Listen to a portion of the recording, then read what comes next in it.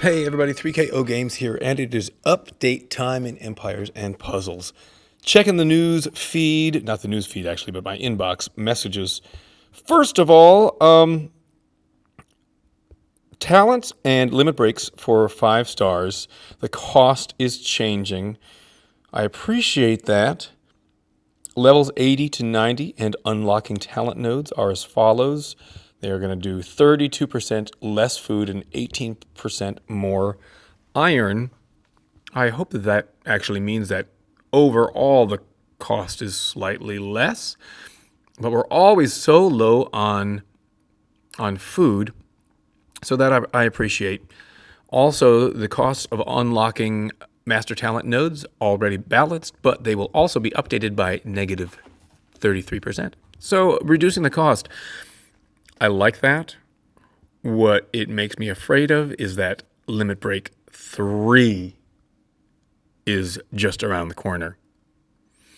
Please wait. Please wait. I've got so many heroes just on Limit Break 1, or not even Limit Broken yet. Not ready for LB3. I understand it's probably coming, but please wait. Okay.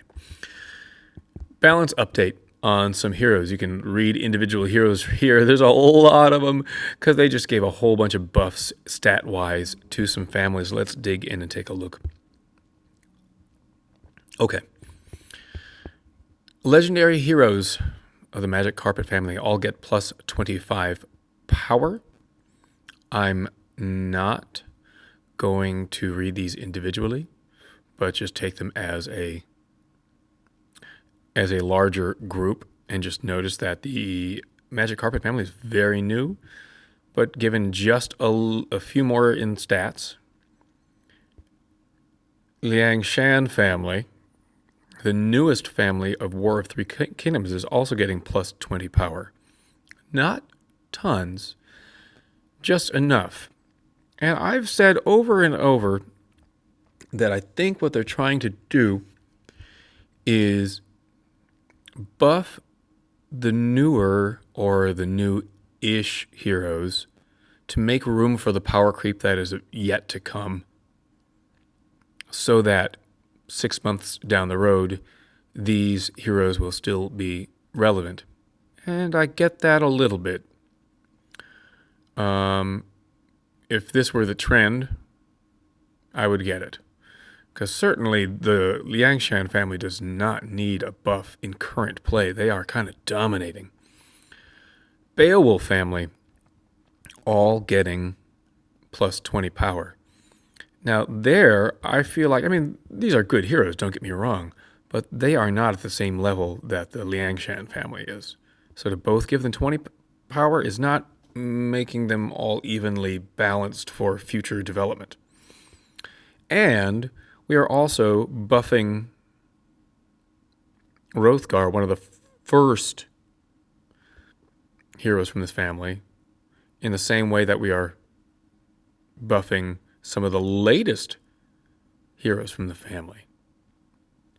I don't know. Maybe they've been buffed so that they're a little bit more even throughout the family before, but it seems like some of these are older and some of these are newer and they're getting the same amount. They've usually been leaning towards the older heroes, giving them a little bit more, which I appreciated. Moth family also does not need the plus 20 power in current gameplay, but maybe this is for down the line. And again, we're just doing it across the board to everybody. Maybe in a previous balance update, the individual heroes in the family were balanced out a little bit more. I'm not sure. Murkheim Realm, so our Untold Tales 2 families, our realms, are actually giving the Niederweller realm a little bit less than the Murkheim realm, plus 15 power as opposed to plus 20 power. And again, somebody like Regin and Dularfuller have been around forever. Aethslegar is much newer, although he's not that great, but they've given him some buffs. So This does not necessarily mean within the family that they are balanced. Slimes within the past 6 months are getting plus 15 power.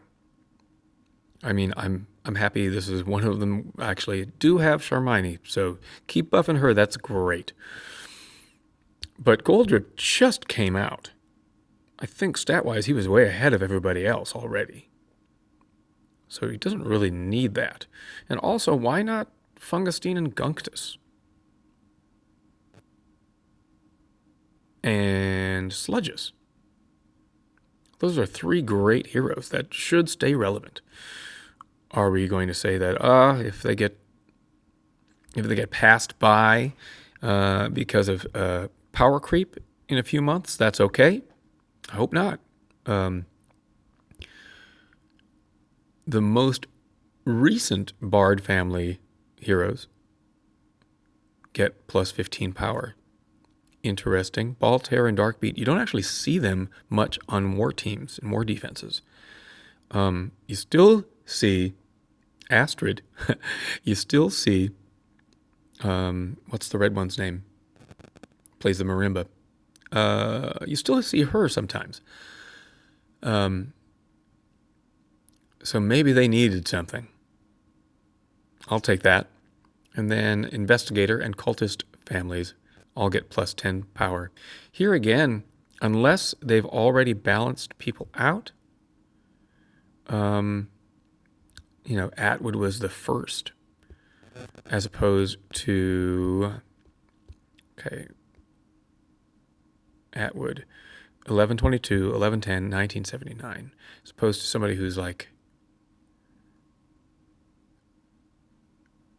way more recent, like Hysteria, just released. I forget where her health is, but the attack and defense much, much higher. You'd think that they would buff those in a way to make them more even within the family. Beach Party. I still am going to save my pulls for Kalevala. Andy J, people have talked a lot about Andy J, and he's probably okay. Astral Dwarf family all gets plus 5 power. Yes, they don't really need much. They are really pretty excellent. One of these days, I hope I land one of them. Costume bonuses. Okay, this is big. Super Elemental family. I think that's only the red healer. What's his name? I can't remember. Plus 2% increase. Big deal. Magic family plus 5% increase in their costume bonus. Villain, Starfall, and Slayer families, they are, going to come back around in one of the new challenge events with some new costumes. So they're getting a huge buff, plus 57, plus 57, plus 62, as opposed to 40 across the board. Yeah, those came out and nobody was really interested in them yet. But that'll be big. Dark Lord, for those of you who have Dark Lord, that's a huge increase for him. Classic family. I love this. They're going to be double pretty soon. But if you have a glass costume, it was already plus 70, plus 70, plus 75, and now it's plus 75, 75, and 78. I like, though, that they are even buffing if you just have the Toon costumes. Because I have mostly Toon costumes. I only have Liana with a glass costume now. Okay, so they're staying relevant. Kalevala, big buff for them, of course, because that summon event is coming around pretty soon. I think I landed somebody from Kalevala, but like not a good one. But now with plus 20 across the board there, maybe? I don't know. Sand Empire is still not good. So this doesn't make them any better. Sun and Moon families, I can't believe they just keep buffing the Dunes heroes with their costumes. I'll take it. I've got all the healers. And I've got Ma'at from Soul Exchange not too long ago. So thank you for those stat increases. A little buff to the Underwild family and their costumes. Valhalla, an even smaller buff to their to their costumes, they're the ones that should be getting more of a buff. The least amount of buff, of course, goes to the Atlantis families. They are the ones that should be having the most. You have to assume that they are going to get a second costume, a third total hero soon. That's going to make them on par with everybody else, because otherwise, why ignore them so much? I feel like, okay, so you're not going to buff the original hero. Fine. You're going to make us get a costume, which is basically pulling another hero. Fine. But at least make that costumed hero be able to play at a relative level to everybody else in the game.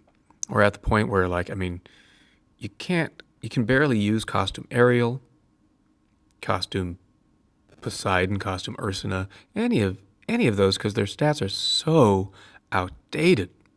And there's no way to get them updated except looking at these balance updates every month and seeing that, well, we gave you 1% more. It's just nowhere near.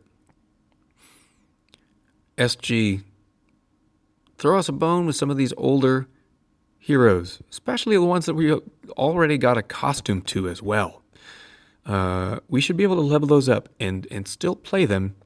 Maybe they're not as strong as the newest heroes, but they should still be able to be brought into a war sometimes. Because right now they're just sitting on benches. That's no fun. Individual hero buffs, Louis, Ilmarinen, of course Louis and Ilmarinen from the, Ilmarinen is Kalevala, right? I don't remember where Louis is from, but these are all going to be heroes whose costumes are coming out or already did, so they are getting a little bit of a buff in their original stats. But some of these buffs are so small. Nadezhda gets 4 increased attack to 776, as opposed to, where some of these other heroes are sitting, 1,300 attack. So crazy. June Heroes of the Month, they always get a little nod. Not much. Hell and Hell's Costume gets a little direct damage increase. Gravemaker gets burn damage and direct damage increase. So does the costume. Raphael gets a heal over time increase, but you're still not going to use him. Elradir gets direct damage increased and damage reflected from status ailments increased. Arphanius getting a base damage and max damage increased. So is Skargrimar and Aviana. Still doesn't make any of those heroes of the month really worth using. Hell and her costume, yes, are still worth using. But that's about it here. I don't know. I'm not thrilled about this set of balance updates. Let me know down below what you think. If you have any heroes that are luckily getting a little buff in this. But otherwise, I'll leave the video here for now. Thank you for tuning in, and we'll see you next time.